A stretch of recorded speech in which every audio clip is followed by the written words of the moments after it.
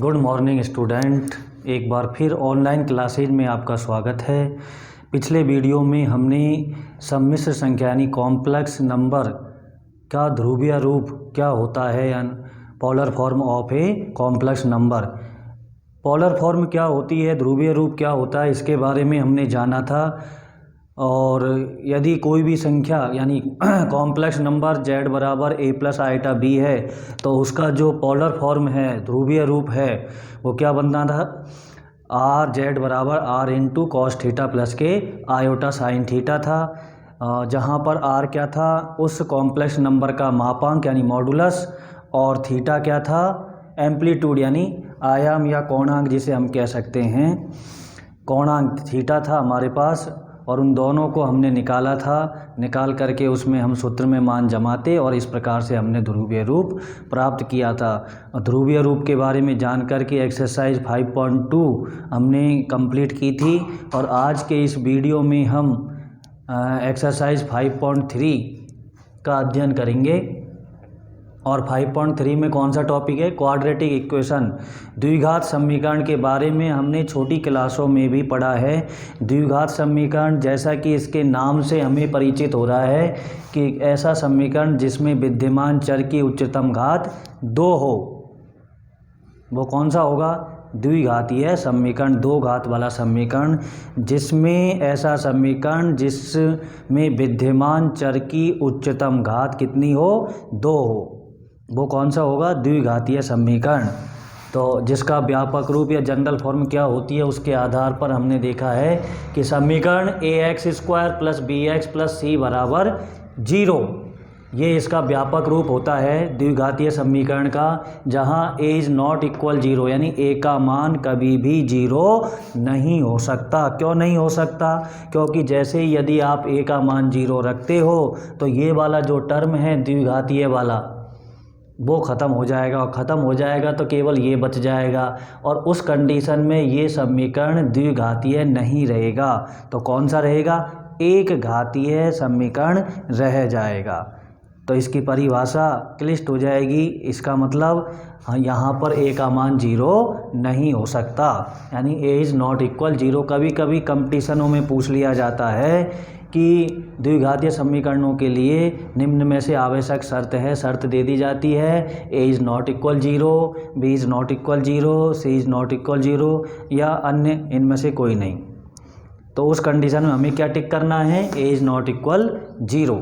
ठीक, आगे बढ़ते हैं हम। इसको द्विघातीय समीकरण कहते हैं जिसके दो मूल होते हैं। मूल का मतलब हल, इसके दो हल निकलेंगे। द्विघातीय है, दो हल मतलब x के दो मान प्राप्त होते हैं। छोटी क्लासों में भी हमने प्राप्त किए हैं 10th तक में, जिनकी प्रकृति इस विविक्ति का डिस्क्रिमिनेंट b² माइनस 4ac पर निर्भर करती है। निर्भर किस प्रकार से करती है, इसकी विवेचना यहाँ लिखी हुई है। क्या है कि 3 केस बनते हैं इस डिस्क्रिमिनेंट पर, यानी विविक्ति कर पर।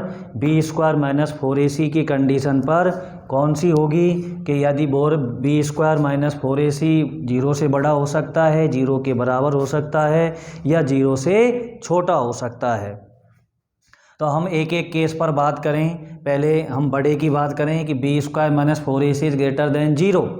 ग्रेटर देन मतलब बड़ा है 0 से, यानी पॉजिटिव। इसका मान यदि पॉजिटिव आता है तो मूल जो हल है वो वास्तविक होंगे और दो भिन्न भिन्न मान हमें प्राप्त होंगे। और इनको निकालने का तरीका भी मैंने यहाँ लिखा है। धराचार्य विधि का आप प्रयोग करते थे, और बाई पार्ट यानी गुणनखंड मेथड से भी हम इसको हल करते थे। तो मैंने यहाँ सूत्र बताया है, x बराबर माइनस के b plus minus under root b² minus 4ac upon 2a। और हम बाई पार्ट मेथड यानी कि गुणनखंड विधि से भी इसको हल करके दो मान निकाल सकते हैं। इसके अलावा फिर आती है दूसरा पॉइंट कि b² माइनस 4ac इक्वल 0, यानी इस डिस्क्रिमिनेंट का मान यदि 0 आता है तो उस कंडीशन में मूल क्या होंगे, मूल वास्तविक ही होंगे लेकिन समान होंगे। तो समान के लिए भी हम इसी सूत्र का प्रयोग कर सकते हैं या डायरेक्ट भी निकल सकते हैं इसी से मान। जो प्रश्न आएंगे आपने किए होंगे। अब हम 11th क्लास में ये हमारा नया मेथड आ रहा है। ये हमने 10th क्लास तक नहीं पढ़ा इस कंडीशन को कि b square minus 4ac is less than 0। इसका मतलब बी स्क्वायर माइनस 4ac 0 से छोटा, 0 से छोटा का मतलब नेगेटिव। यदि इसका मान नेगेटिव आता है तो मूल होंगे काल्पनिक एवं कौन से होंगे, भिन्न भिन्न होंगे, काल्पनिक एवं भिन्न भिन्न। उस कंडीशन में हम इस सूत्र के द्वारा इसके मानों को निकाल सकते हैं। कैसे?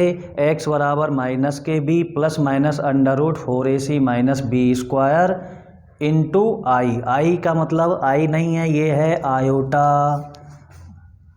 क्या है ये? आयोटा अथवा आयटा, आई।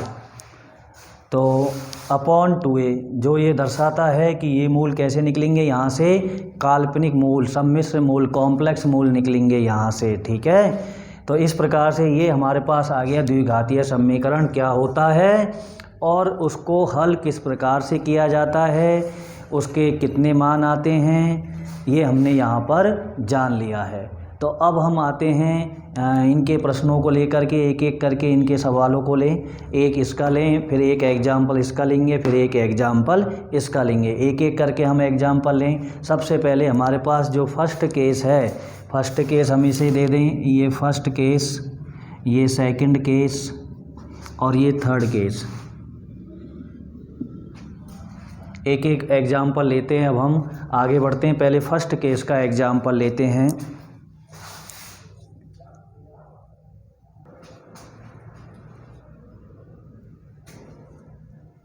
हाँ जी, केस नंबर फर्स्ट की हम बात कर रहे थे।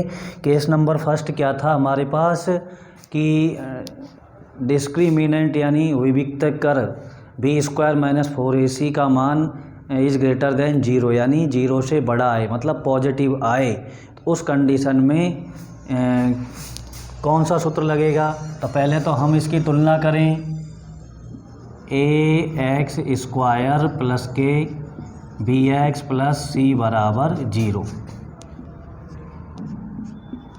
यहाँ से देखें a, b और c के मान। तो यहाँ देखा हमने, ये हमारा द्विघात समीकरण का व्यापक रूप और ये समीकरण हमें दे रखा है, इसका हल हमें करना है। तो हम देख रहे हैं a, b, c के मान। यहाँ कुछ नहीं है तो 1 लिखा जा सकता है।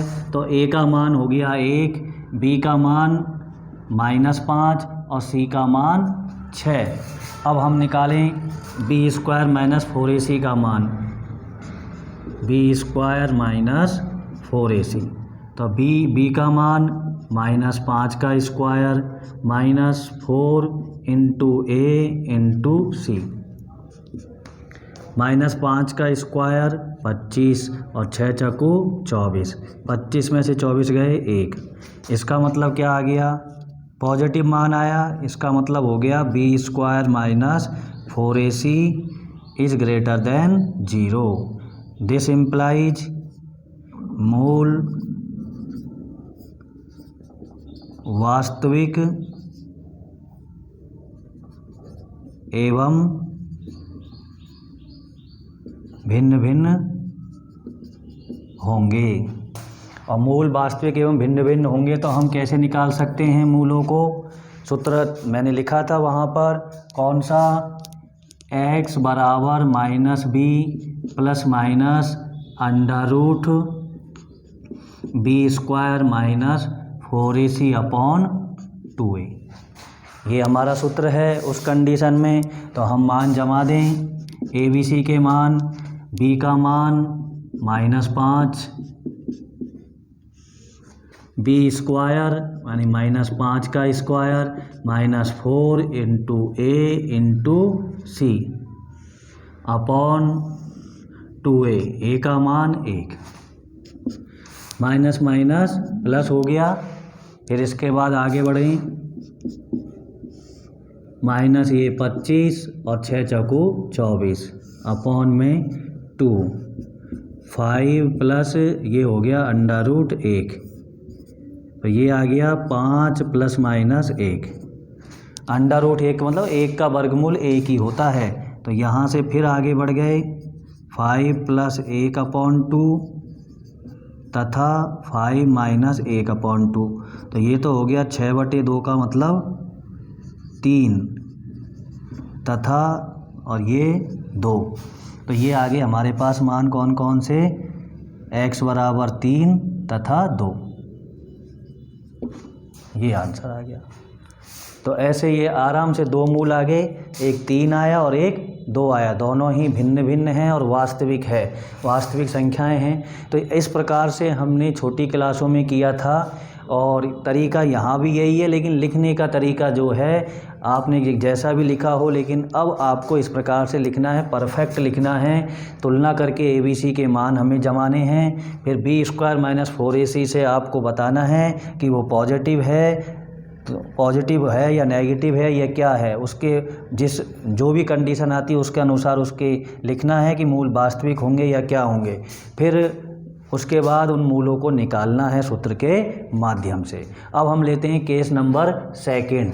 केस नंबर सेकंड हमारा कौन सा है?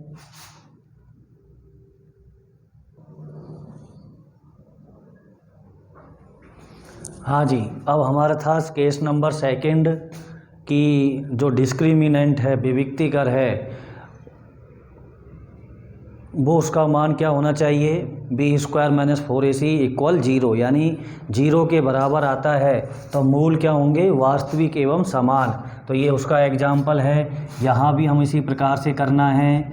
इसका व्यापक रूप किसका? द्विघातीय समीकरण का व्यापक रूप से इसकी तुलना करें और तुलना करके हम A, B और C के मानों को निकालें। A का मान 1, B का मान -4 और C का मान 4। अब हम वही डिस्क्रिमिनेंट का मान निकालें, B² - 4AC। तो B का मान -4 का स्क्वायर -4 × A × C, -4 का स्क्वायर 16 और ये 16 बराबर 0। तो क्या हो गया? दिस इम्प्लाइज B² - 4AC का मान क्या आया? 0। दिस इम्प्लाइज मूल वास्तविक एवं समान होंगे। अब हम देखें कि निकाले कैसे इनको। तो वही सूत्र हमारे पास, x बराबर -b + (√B² - 4AC/2a। मान जमा दे इसमें हम ABC के। B का मान -4, B² - 4 का स्क्वायर -4 × A का मान 1 और C का मान 4 अपॉन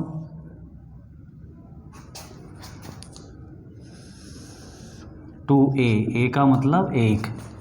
कैलकुलेशन करें, प्लस का 4 प्लस माइनस √16 - 16 अपॉन 2। तो ये हो गया 0 और 0 का वर्गमूल होता है 0 ही। तो 4/2 बराबर कितना आया? ±0। तो एक तो ये हो गया 4 + 0/2 तथा 4 - 0/2।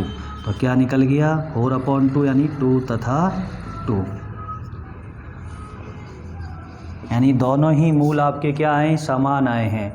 देख लीजिए, सबसे पहले ABC के मानों को प्राप्त कर लिया, फिर हमने डिस्क्रिमिनेंट यानी विविक्तिकर का मान निकाला, वो 0 आया। 0 आया तो मूल वास्तविक और समान हो गए।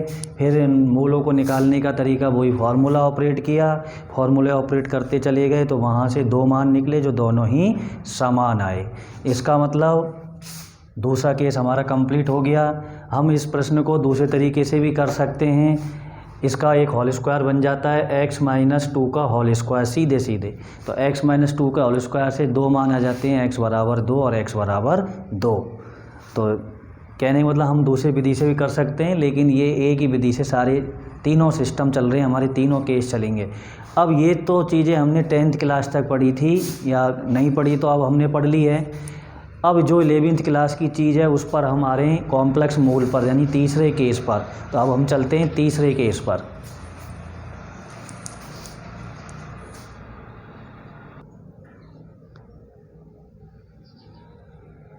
हाँ जी, अब हम देखें तीसरा केस हमारा क्या है कि डिस्क्रिमिनेंट यानी विविक्तिकर b square minus 4ac is less than 0, यानी उसका मान यानी बी स्क्वायर माइनस 4ac का मान आना चाहिए नेगेटिव। तो देखें हम इसके लिए ये एक एग्जाम्पल लिया है हमने, ax square plus bx plus c बराबर 0। तुलना करें a b और c, a का मान 1, b का मान भी 1 और c का मान भी 1। अब हम डिस्क्रिमिनेंट का मान निकालें, बी स्क्वायर माइनस 4ac बराबर बी स्क्वायर मतलब 1 का स्क्वायर 4 इंटू ए इंटू सी। 1 का स्क्वायर 1 ही होता है और 4 को 1 से गुणा करें तो 1 कितना आया -3। नेगेटिव आ रहा है बी स्क्वायर माइनस 4ac 0 से छोटा यानी नेगेटिव। दिस इम्प्लाइज मूल काल्पनिक तथा भिन्न भिन्न होंगे। ये हमने देख लिया।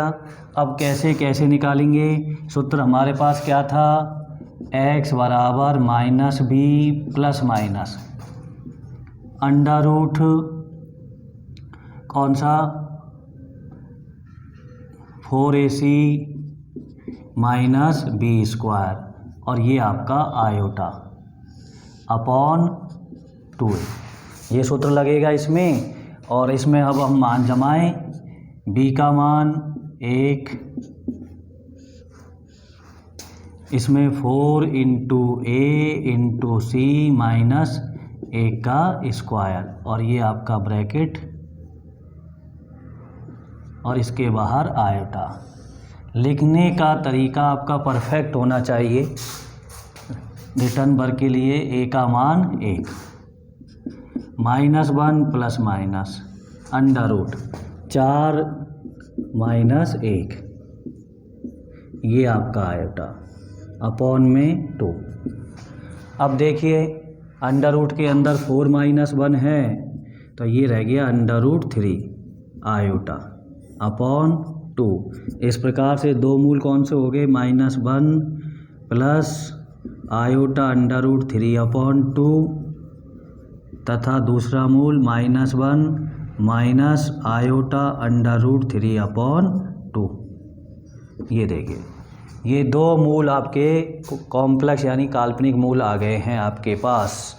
तो क्या किया, वही जो समीकरण है तीनों में ही आपको व्यापक समीकरण से तुलना करनी है। उसके बाद तुलना से हमें ए बी और सी के मान मिल जाएंगे। ए बी सी के मानों से विविक्तिकर का मान निकालना है, वो या तो पॉजिटिव आएगा या 0 के बराबर आएगा या नेगेटिव आएगा। पॉजिटिव आता है तो वास्तविक हल होंगे, मूल भिन्न भिन्न होंगे। इक्वल आता है 0 के तो मूल वास्तविक और समान होंगे। और यदि नेगेटिव आता है, जैसे इसमें नेगेटिव आया, तो क्या हो जाएगा, मूल काल्पनिक और भिन्न भिन्न होंगे। फिर इसके बाद क्या करना है, जांच करने के बाद हमें सूत्र लगाना है। पहले और दूसरे केस के लिए सूत्र समान है, लेकिन तीसरे केस के लिए सूत्र में थोड़ा सा अंतर आ गया है। क्या आ गया कि आयटा वहाँ पर नहीं होता है पहले और दूसरे केस में, लेकिन यहाँ तीसरे केस में आयटा, ये जो आई जैसा है, मैं बार बार आपसे कह रहा हूँ, ये क्या है, आयोटा। हमने पिछले वीडियो में भी इसका अध्ययन किया है। आई बराबर अंडर रूट -1 ये होता है। फिर हम इसमें मान जमा देते हैं, ए बी सी के मानों को जमा करके हल करो। हल करने का वही तरीका, गुणा भाग, जो भी गुणा जोड़ बाकी करना है वो करके, और यहाँ से आपके पास दो मूल आएंगे। तो दोनों देख लिए, अब एक प्लस का चिन्ह है और एक माइनस का चिन्ह, तो ये इसके आंसर आ गए। इस प्रकार से ये हमारा आज का टॉपिक है वो कंप्लीट होने जा रहा है।